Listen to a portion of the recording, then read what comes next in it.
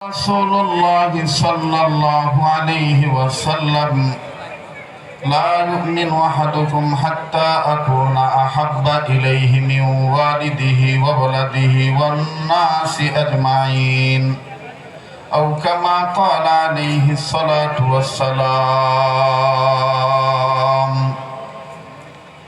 আজ থেকে বহু বছর আগে এই দুনিয়ার বুকে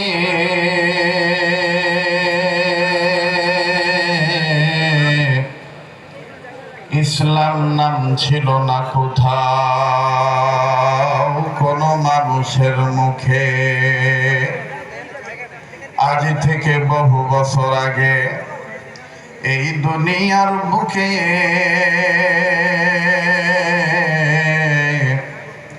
ইসলাম নাম ছিল না কোথাও কোনো মানুষের মুখে। মন্দিরে শুধু বাজিত ঘন্টা, ছিল না আজান ধ্বনি।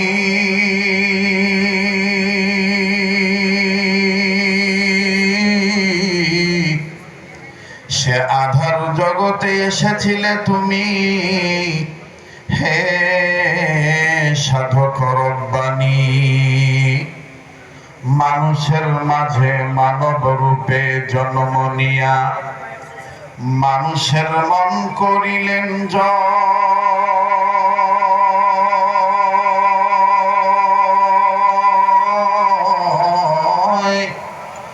ভালোবাসা দিয়া অন্তর দিয়া মন্ত্র দিয়া নয়। আঁকে আমাদ নৌফলক মেরাজেও আম্বিয়া ও আউলিয়া মোহতাজেও সদহাগারা রহমতে যা আফরি বরয়ে বর আলে পাকে তাহিরি। اللهم صل على محمد وعلى آل محمد كما صليت على إبراهيم وعلى آل إبراهيم إنك حميد مجيد. اللهم بارك على محمد وعلى آل محمد كما باركت على إبراهيم وعلى آل إبراهيم إنك حميد مجيد. لا إله إلا الله، لا إله إلا الله، لا إله إلا الله محمد رسول الله সাল্লাল্লাহু আলাইহি ওয়াসাল্লাম। জাতীয় সিরাত কমিটি কর্তৃক আয়োজিত ঐতিহাসিক ইসলামী মহাসম্মেলন, আন্তর্জাতিক ইসলামী মহাসম্মেলনের অত্যন্ত পরম শ্রদ্ধেয় মুরব্বী, যে মুরব্বীর নির্দেশে এবং দোয়া নেওয়ার জন্য এই মুরব্বীদের নির্দেশে এখানে আসা ওস্তাদুল উলামা হযরতুল আল্লাম মুফতি ইমাদউদ্দিন সাহেব দামাত বরকতুল আলিয়া, আল্লাহ পাক হুজুরের হায়াতকে অনেক লম্বা করে দেন, বলেন আমিন। আল্লাহ হযরতকে আফিয়াতের জিন্দেগি দান করেন, সেহাতকে ভালো রাখেন। হযরত যে অসুস্থ আছেন, আল্লাহ তাআলা হযরতকে পূর্ণ শিফা দান করেন। সেই সাথে মাওলানা মুজিবুর রহমান সাহেব দামাত বরকতুল আলিয়া সহ উলামা ইকরাম, আইম্মায়ে মাসাজিদগণ, আইম্মায়ে মাদারিসগণ এবং আজিজ তলাবা, আমার পরবর্তীতে অনেক উলামা ইকরাম, বুজুর্গানে দ্বীনগণ এখানে যেনারাই আসবেন, আল্লাহ প্রত্যেককেই নেকভাবে কবুল করেন। সাথে আল্লাহ তাআলা আমাকেও মাফ করে কবুল করেন, বলেন আমিন। আমরা শুকরিয়া আদায় করি যে মহান মালিক আমাকে আপনাকে এই জাতীয় সিরাত সম্মেলনে ধূপখোলার মাঠে প্রতি বছরের ন্যায় এই বছরও যে আল্লাহ তাআলা আমাকে সহ আপনাদেরকে উম্মতের হক্কানি বুজুর্গ উলামায়ে কেরামদের মজলিসে আসার বসার তৌফিক দান করেছেন, সেই মহান মালিকের দরবারে শুকরিয়া আদায় করি, বলি আলহামদুলিল্লাহ। মহতারাম হাজিরিন, আপনারা জানেন ধারাবাহিকভাবে একজনের পর একজন আসবেন, জুনিয়র সিনিয়র মহতাবার মুহাক্কিক মুসাল্লাম অনেকেই এখানে আসবেন। তো গত বছর আমি এখানে এসেছিলাম, তার আগের বছরে এসেছিলাম। তো এটা আমাদের ঢাকাবাসীর প্রাণের একটা সম্মেলন। এখানে আমরা যারা কথা বলি, ইমানি দায়িত্ব মুরব্বীদের মেসেজ পৌঁছে দেওয়ার জন্য এখানে আসি। এতে কি আপনারা একমত না দ্বিমত? বলেন একমত না দ্বিমত? তবে আপনারা জানেন যে আমি যেখানে কথা বলি ওই জায়গার আঞ্চলিকতায় আমি একটু কম যাই না, তারপরে কথা বলার চেষ্টা করি। এটা যেহেতু মোটামুটি পুরান ঢাকার একটা মনে করেন যে একটা চিপার সাইড, সবাই এখানে মনে করেন যে ঢাকায় ভাষাটা একটু বেশি প্রাধান্য দেয়।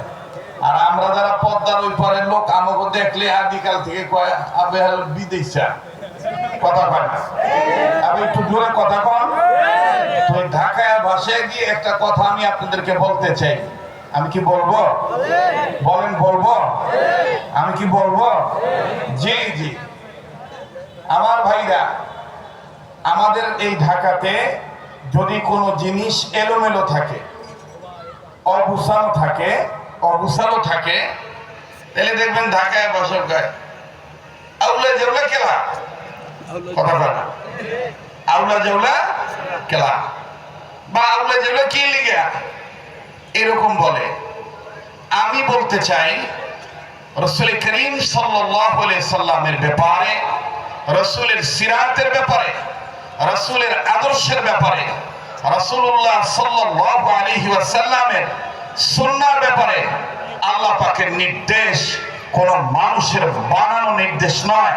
কোন ব্যক্তি আমাদেরকে বলেন নাই যে আমি বলতেছি মুহাম্মদের রাজনীতি করো, আমি বলতেছি মুহাম্মদের সুন্নাহ মানো। ডাইরেক্ট আমাকে আপনাকে যিনি বানিয়েছেন সেই মহান সত্তা, সেই মহান মালিক বলেছেন, রব্বে কাবা বলেছেন যে আমার হাবিবের অনুসরণ করো, আমার হাবিবকে রাজনৈতিক নেতা মানো, আমার হাবিবকে ইমাম মানো, আমার হাবিবকে নেতা মানো, আমার হাবিবের আদর্শের মধ্যেই তোমাদের জন্য উত্তম আদর্শ। কথা বলেন ঠিক কিনা? এখন আমাদের কথা হলো, সবার সাথে আমার বক্তব্য, বর্তমানে আমাদের প্রত্যেকের কাছে একটা জিনিস আসতেছে, আমি হুজুর গদি গদির লোভে ধরছে।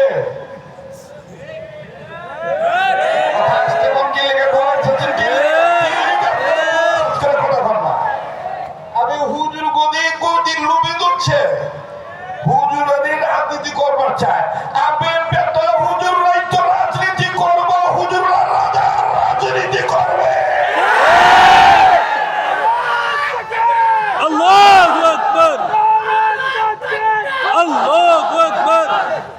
যদি হুজুরদের রাজনীতি তোমাদের পছন্দ না হয়, ইসলামী আন্দোলনের কর্মীদের, মুজাহিদদের এই জজবা, মুজাহাদা, প্রচেষ্টা, এই সিরাত সম্মেলন যদি তোমাদের পছন্দ না হয়, কাদিয়ানীদেরকে কাফের ঘোষণা করতে যদি তোমাদের মন না চায়, তাহলে বুঝতে হবে তোমার মাথার টুপি, তোমার মুখের দাড়ি, তোমার গায়ের লেবাস, এটা সবটাই সম্ভবত কোন না কোন পাশ্চাত্যের গোলামীর রূপ। মুহতারাম হাজিরিন, আল্লাহ পাক বলেছেন আমার রাসূল তোমাদেরকে যাহা ধরতে বলেছে সেটা তোমরা ধরো, যাহা ছাড়তে বলেছে সেটা তোমরা ছাড়ো। এখন বলেন তো দেখি, কোরআনে রাজনীতি আছে না নাই? আছে না নাই? তাহলে আমি আপনাদের কাছে অনুরোধ করে বলবো, সময় তো আমার তেমন নাই, আর আমি যেভাবে আসছি মোটামুটি আমার 15 দিন দেশের দরকার। আমি একটু অন্য জায়গায় ছিলাম। আইসা গতবার আমাদের রেজাল্ট করি আপনার ভাই আমার আগে বয়ান করেছেন, ওনার পরে আমি করেছি। আজকে আমার ভাইটি মদিনাতে সম্ভবত আছেন, ইনফরমেশন চলে যাবেন। তো যাই হোক, তো আমার ভাইরা আমি যে কথাটা বলতে চাচ্ছি সেটা হলো এই, আমি ওদিকে লম্বা করবো না, শুধু বলবো ভুল হলে আমাকে জানায় দিবেন। সূরাতুন নিসার 85 নম্বর আয়াত। আপনি ভোট কাকে দিবেন? আউলা জাউলা মার্কা নেতারে দিবেন, নাকি নবীজির সিরাত সুরাত সুন্নাত যার মধ্যে আছে তার দিবেন? এই সবটা কিন্তু সূরাতুন নিসার 85 নম্বর আয়াতে উল্লেখ করা আছে। আপনি যদি ভালো লোককে সাপোর্ট করেন, তাহলে এই ভালো লোক যত ভালো কাজ করবে সব সওয়াব ইনশাআল্লাহ আপনার আমলনামায় দেওয়া হবে। কথা বলেন ঠিক কিনা? আপনি যদি খারাপ লোককে করেন, আনজুক্তি ওয়াটওয়ালা চটওয়ালা রাম বাম চ্যাটার্জি মুখার্জি গঙ্গোপাধ্যায় চট্টোপাধ্যায় হরিদাস পাল্লেন সেন বাবুদেরকে যদি আপনি সাপোর্ট দেন, তাহলে ওনারা যতটা খারাপ কাজ করিবে সব খারাপ কাজের পার্সেন্টেজ আপনার আমলনামায় আইব। কথা বলেন আমার ভাইরা। এই জন্য আসেন আবার ফিরত যে ঢাকায় কোটি ভাষায়, যদি আপনি গোছানো মার্কায় থাকেন, অর্থাৎ সিরাতুল মুস্তাকিমের পথে থাকেন, সিরাতুল লাযিনা আনআমতা আলাইহিম ওয়ালাদের পক্ষে থাকেন, যারা নিয়ামত প্রাপ্ত বান্দা এদের পক্ষে যদি থাকেন, রাসূলুল্লাহ সাল্লাল্লাহু আলাইহি ওয়াসাল্লামের সিরাতের পক্ষে যদি থাকেন, সুন্নাহর পক্ষে যদি থাকেন, কোরআনের আইনের পক্ষে যদি থাকেন, তাহলে আপনি গোছানো আছেন। আর যদি আপনি নামাজের সময় নামাজে ঠিক আছেন মিয়া, সাজদাবি মিস নাই, কপালে কালো দাগ ফালাই দিচ্ছেন, লুঙ্গি বিদ্যুতি কাপড় পরে বাজারে যান, সব বহিরাগত লোক করে বিদেশে বলে গালি দেন, রাজনীতির কথা বলে আপনি কোন কেলা রাজনীতি তুই কি লিগে করবি বেটা, আমি তো ভোট দেবো রামবাম চ্যাটার্জি, তাহলে বুঝুন লাগবো আপনি শুধু নামাজের বেলায় গুছানো, মাগার অন্য ক্ষেত্রে রাসূলের সিরাত আপনি মানেন না, আপনি আউলা ঝাউলার পক্ষে আছে। এজন্য পরিশেষে কথা হলো, আমরা যদি সুন্দর সমাজ চাই, আমরা যদি সুন্দর রাষ্ট্র চাই, এদেশকে যদি ভয়ঙ্কর সন্ত্রাসী ধারা থেকে যদি রক্ষা করতে চাই, বিশ্বাস করে মুসলিম উম্মাহ, এখন অনৈক্য আর কোনো পথ নাই। ঐক্যের প্ল্যাটফর্মে আসতে হবে। আর ঐক্যের প্ল্যাটফর্মে আসতে যাইয়া আমরা কাদিয়ানীদের বিরুদ্ধে অবশ্যই এক থাকবো, রাসূলুল্লাহর পক্ষে অবশ্যই এক থাকবো, আহলে হক উলামায়ে কেরামের পক্ষে অবশ্যই এক থাকবো। আমরা আউলা জাউলা পছন্দ করি না, করব না। সাজানো গোছানো ইসলাম জীবন বিধান মেনে নিয়ে আমরা বহু পর্যন্ত চলবো ইনশাআল্লাহ। আল্লাহ তাআলা আমাদেরকে এই সংক্ষিপ্ত সময়ের আলোচনা থেকে দুনিয়া এবং আখিরাতে উপকৃত হওয়ার তৌফিক দান করুন।